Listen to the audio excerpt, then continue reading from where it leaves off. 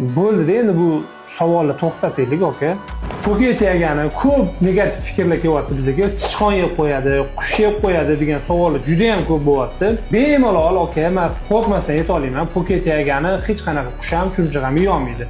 Bu yerda asosiy sabab biza o'zimizning korxonada ishlab chiqarilayotgan tegalarni ustida maxsus o'zini qoplamalari bo'ladi. Bu qoplamani ustiga bemalol 80-100 kilolik odam chiqsa ham yorilmaydi, sinmaydi. Bu ustidagi qoplamani bironi qilganingizdan keyin qanaqasiga buni sichqon yeb qo'yishi mumkin yoki qush yeb qo'yishi mumkin, aka? Bo'ldi-da, endi bu savolni to'xtataylik, aka. Agar sizda shu narsaga shubha tuyulayotgan bo'lsa, bemalol bizning korxonaga murojaat qilsangiz, pastda mana videolarni ham qo'yib qo'yamiz.